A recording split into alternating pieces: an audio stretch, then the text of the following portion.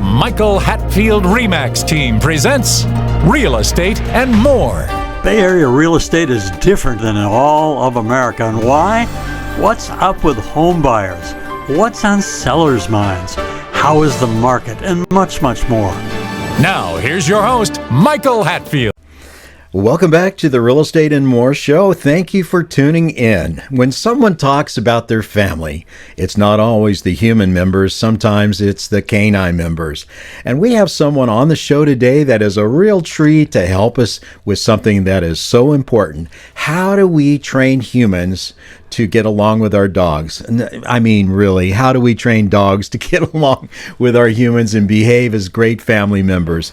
On the show today, we have Miss Keri Lyall. She is an amazing dog trainer. We have personal experience with this young lady. She knows what she's doing and how to make those dogs mind right from the beginning. So, Keri, welcome to the show. Thank you. So much a pleasure to see you. Absolutely. Yeah. I have a quick little comment there. Go ahead. It really is about training the people to get along with their dogs. I believe it. And it's not always easy for some of us, right? Well, anyway, the first time I met you, you had about 10 people that were gathered around their puppies, and they were trying to get them to go in the right direction. So you give them a task, the dog and the owner, and you'd have them going in all of these different directions to make them mind. You had the patience of someone I've never seen before. Really, really great job. I was so impressed. You must really love the canines. I really do. They're a lot of fun. That was a group class that you were talking about, Yeah. and it's a little bit challenging trying to get to each person's needs and meet each dog's needs. But it's a lot of fun, and they get a lot of socialization with other people and socialization with other dogs, and it was a great time. Did you you take medication before you go to those things? You walk around and you're so cool when you do it that nothing seems to belay what you're trying to do. The dog going one direction, the human going in another direction. But it is something that you got to go through the process, and the process is not immediate. It takes a while to train humans to get along with their dogs, I think. Do you not agree? Yeah, absolutely. Yeah. So did you always love dogs or puppies? I mean, have they always been part of your life? They have. Well, up until, I guess it really started when I was probably about 8 years old. And back in the old days, we had this thing on the bookshelf, and it was the encyclopedia set, right? We also had the deluxe version. So we had the Childcraft set that went along with those encyclopedias before the internet, right? And my brothers, 4 and 5 years older than me, we looked up in the Childcraft book how to build a doghouse. We did not have a dog, and we wanted a dog. And so we built a doghouse, and our parents kind of had to get us a dog. So that's where it kind of started for me, and just went on from there. So, dogs are always part of your life if you grow up with them. I've had one pretty much all of my life. But it was a lot different back in the other days. I don't know as the training was as much as it is today to make them live with the civilized human beings that we are today. What say you? Well, it was quite different back then. A lot of times dogs were backyard dogs, so sometimes we didn't even let them into the house. We had a setup where we had kind of a family room that was sunken down a little bit, and then a couple steps up to our kitchen and our living room, and then the bedrooms were upstairs. And so we let the dog into that family room, but we taught him to not come up into the kitchen or go up into the bedroom areas. And that's a lot of how we still kind of train dogs from the get-go now, is that we kind of give them limited space, and then we give them more space as they kind of earn the privilege. The privilege, and they understand the proper behaviors on how to behave in the living room or upstairs, as they learn house training and all those kinds of things. Well, how long have you been doing this, training dogs? Well, we had the dog when I was younger, and of course we did a little bit of just training on our own then. And then when I was 12 years old, we had actually lost our first dog at age 3 from stomach cancer years and years ago. And when I was 12, I was involved in 4-H. And so one of the projects that I chose for 4-H was raising a guide dog puppy. And that's where it was year-long project, and we got the puppy, and it was all about socialization to get that dog ready to be able to lead a blind person. And so the first year to year and a half, the puppy's with a puppy raiser, and you take them everywhere. We had all kinds of field trips. We took the dog to the airport. We took them in stores, downtown on buses, just all kinds of places. And that was a fantastic learning experience for me. Of course, you sign up to raise and train this dog, and then you give the dog away, which is the saddest thing ever. But it was really neat. They have a really great graduation ceremony, and you get to meet the person that the dog's going to be with. So first you send them back to guide dogs, and then they go through their formal training up there in San Rafael. And then they have the blind people come in and introduce them and find a good match. And then you're invited back for the graduation ceremony, and you get to meet the person that your dog is going to be with. Yeah. And so my dog Yorick went with a gentleman up in British Columbia, and he was up there guiding him for about 4 years. We actually ended up getting him back early because he had a lot of allergies and a lot of skin conditions, and so they ended up retiring him early. And back in the day then, we got the puppy back since we were the puppy raisers, so we were first to get the dog back. These days, I think they do what's called career changing, and so sometimes if the dog doesn't work out, they will career change him to maybe be like a diabetic detection dog or something along those lines. Wow. But yeah. Canines are something very, very special, especially in our life. As you know, we've had the German Shepherds. We've had 4 of them now, and the latest one is the best. He's quite a character, and you're infinitely familiar with this young guy of 12 now. And he's just got his own attitude. Yeah. Each breed of dog seems to have its own type of attitude, characteristics, which you can talk on better than I can for sure. There's so many different personalities. There's so many breeds. You got the small dogs, the big dogs, and, working lines, and the toy breeds. And there's just such a variety, and there's so much range even within a single breed. And then, of course, our lovely Heinz 57 mutts that are just a great combination of everything. And they're just wonderful. So many different unique little behaviors, and yeah.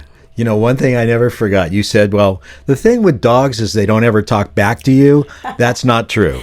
That is not true. Our dog talks back to us all the time. If we go to leave him, he is going to complain. And he's got the big dog bark when he wants it, and lets us know that, hey, that's not acceptable. I've got a job to do, and that's protecting and being with you. Yeah. Right? Yeah, absolutely. Yeah. Some dogs are a little more protective than others. Some dogs talk back a little more than others. One of the things that is really important is to train your dog how to spend some time alone. And that became a big thing during COVID, is that so many people were home with their dogs. And when the dogs are barking, we tend to respond to noises just like dogs respond to noises. But when we turn and look at the dog when they're barking at us, we gave them exactly what they wanted, and that's our attention. The attention. And sometimes they're accidentally rewarded for that barking because we attended to that. Yeah. It's like little kids, I guess a puppy generally has the equivalent of a 2 to 3 year old child. Is that reasonably correct? Yeah, I've heard 2 to 3, 5 to 6. Kind of probably depends on the breed. But it's it's hard to reason with them, right? We're not getting into like reasoning skills and stuff like that. But they can learn so much. They can learn so many English language words that we, teach them and show them.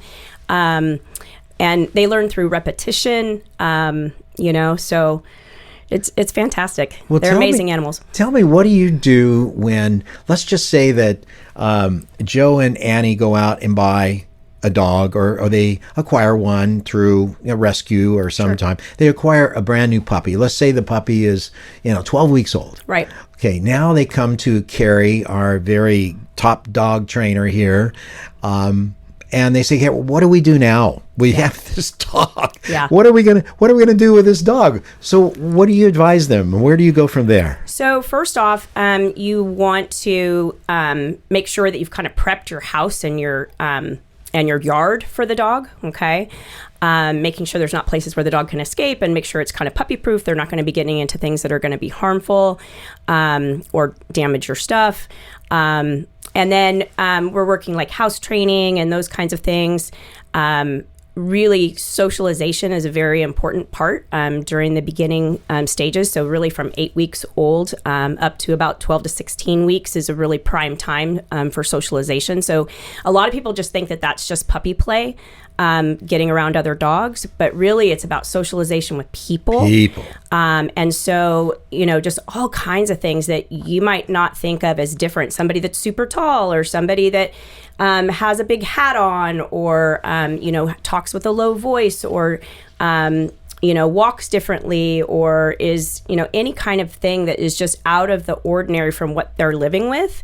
It's just really important that they get exposed in a proper way to those different kinds of things. They get exposed to little kids because, they run around and make noise and their arms are flinging all over the place. And so that's just a little bit more wild than if they were, with an older couple or something. So they need a lot of exposure to sights and sounds and smells.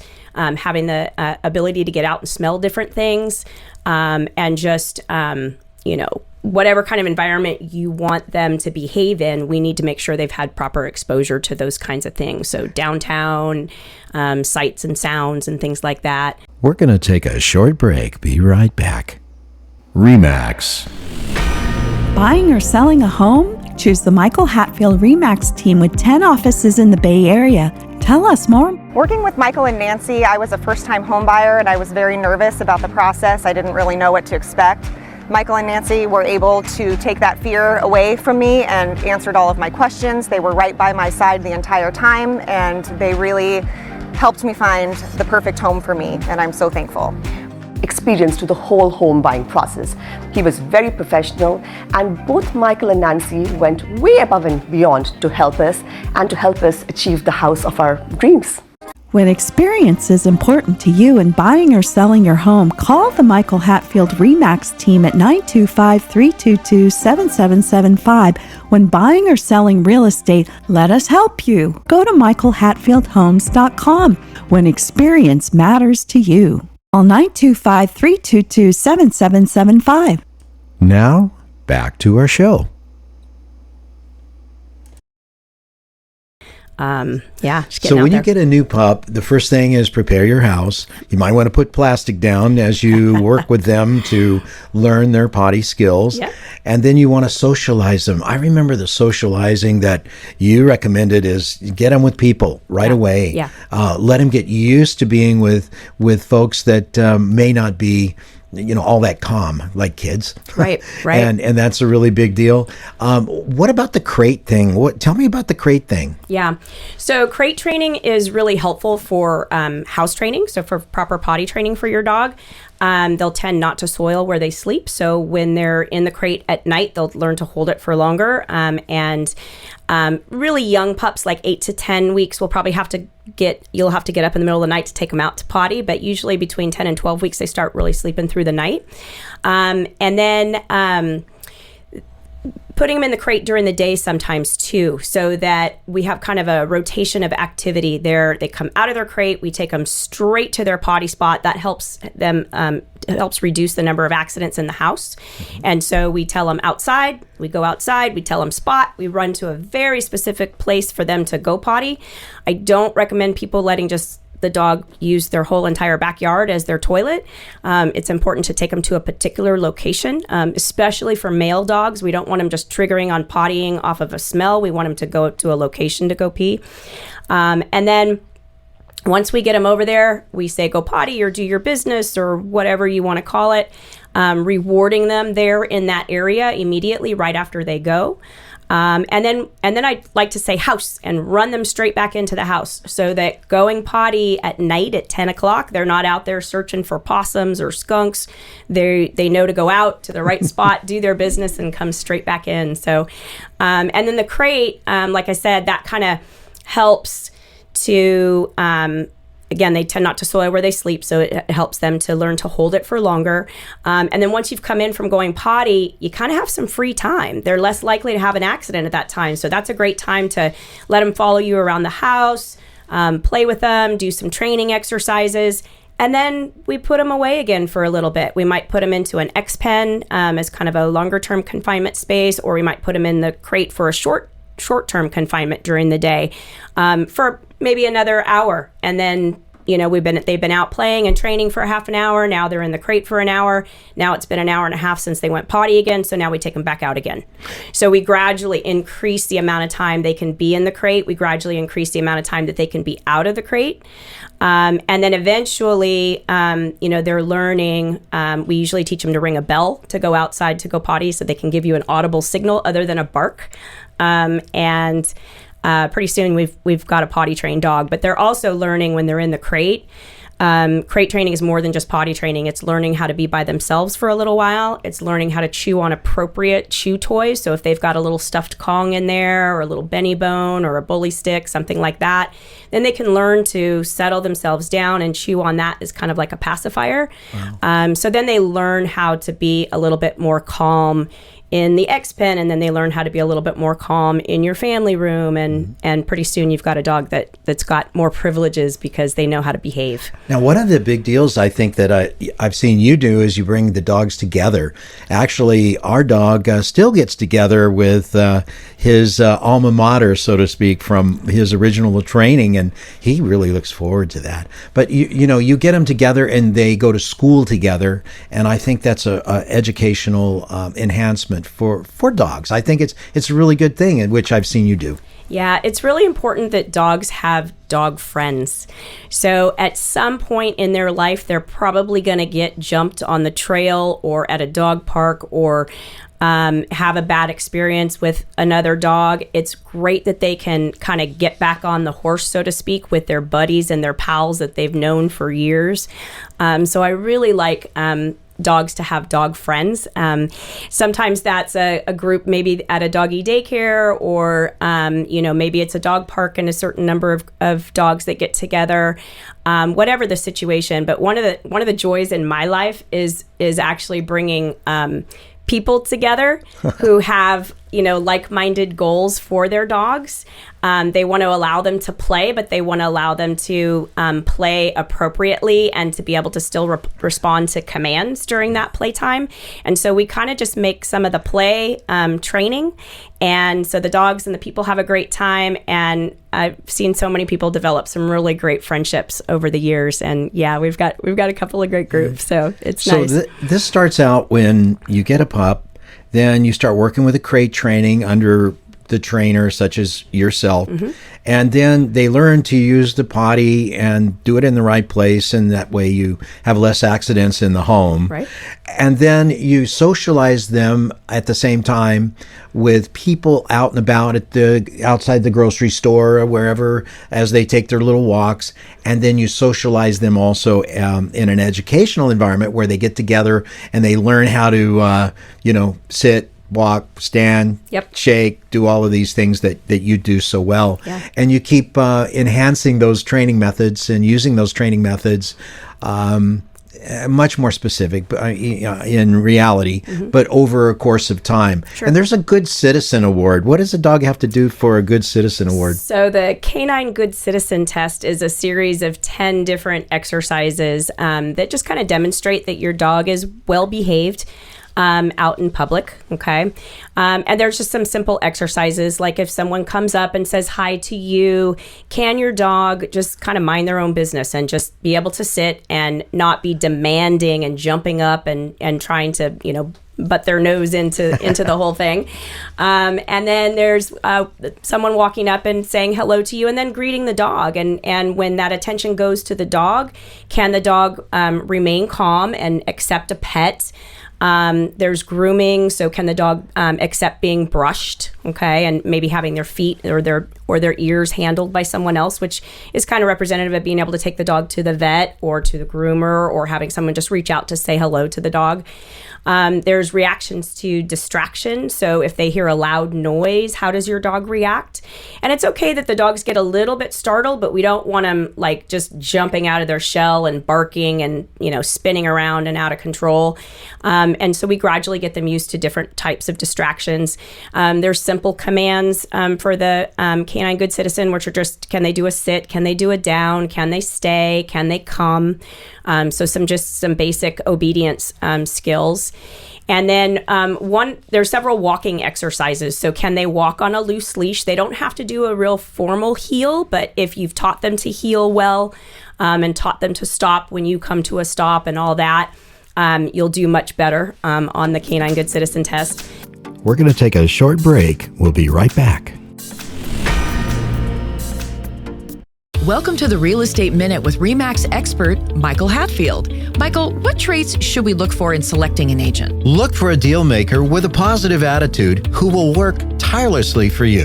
An agent who is adept in multiple offer situations, drafting contracts, marketing and advertising a client's home, is familiar with multiple cultures, experienced in mortgage financing, inspections, and escrow, is a huge asset to his client. What can you do as a plus for clients? Your agent is your eyes and your ears, one who works behind the scenes on your behalf.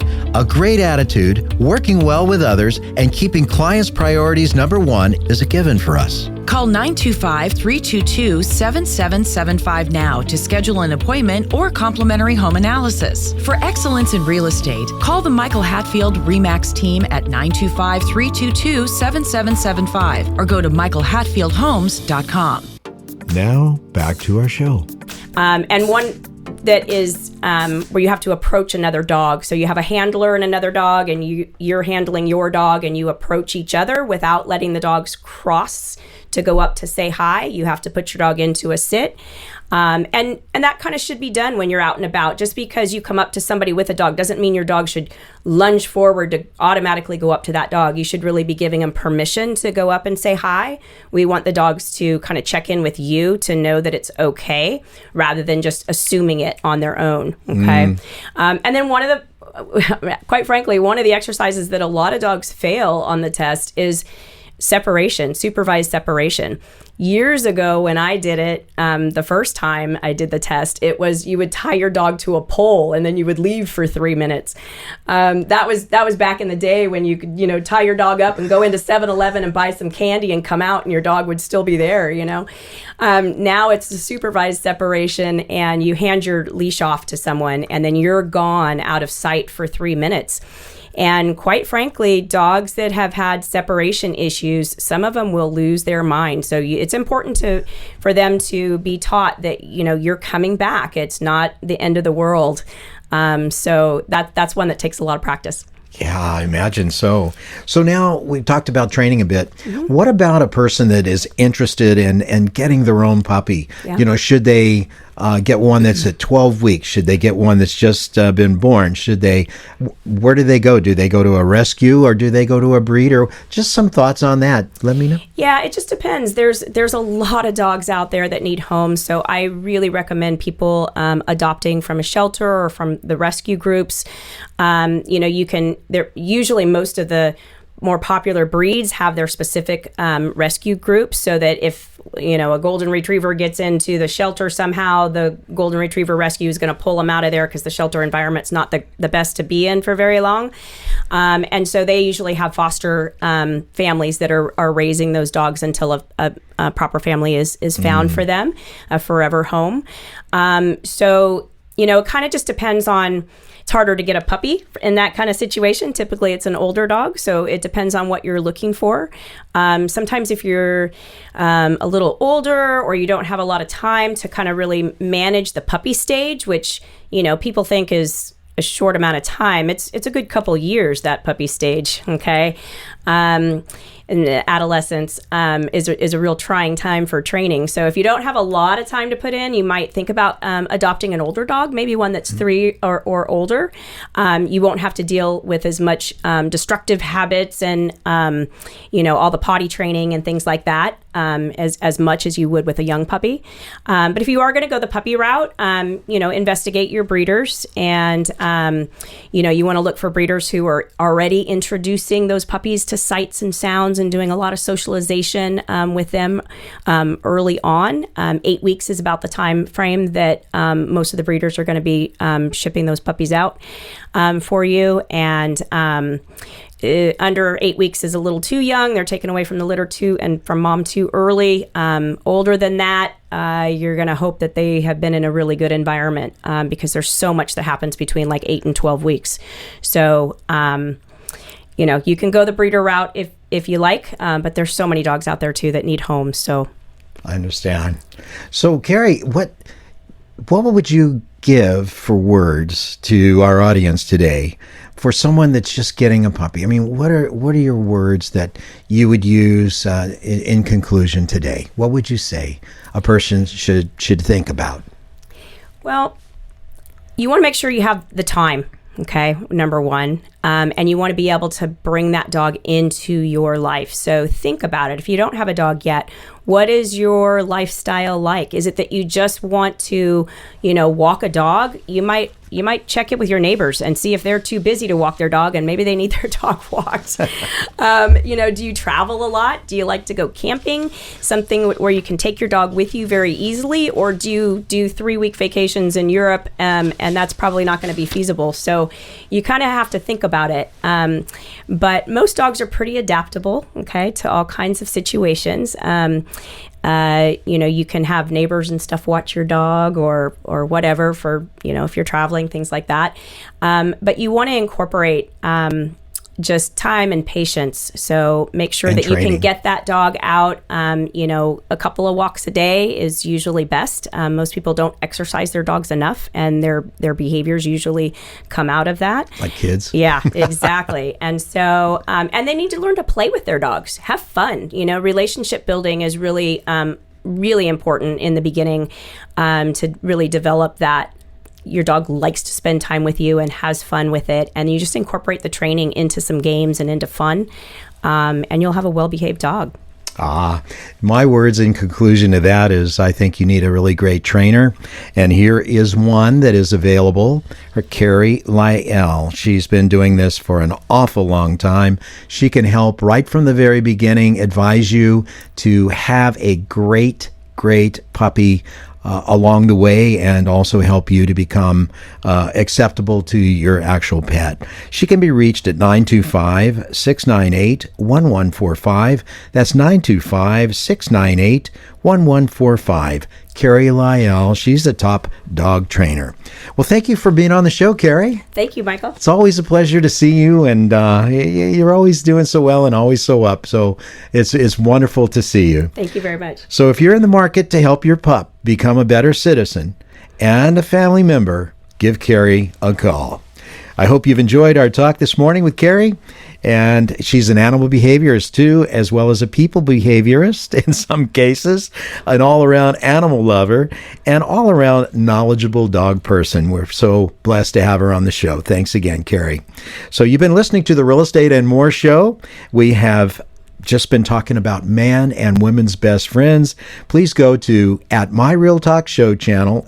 That's @MyRealTalkShow channel on YouTube, and give us a like and a subscribe, or a subscribe and a like, whatever you would like. And we'll be back next week and have a great show planned for you. And we hope you tune in. Have a blessed week. Please remember to go to our new YouTube handle, My Real Talk Show. That's My Real Talk Show at youtube.com, and touch that subscribe button. You can also find past aired shows at our handle, My Real Talk Show, on youtube.com.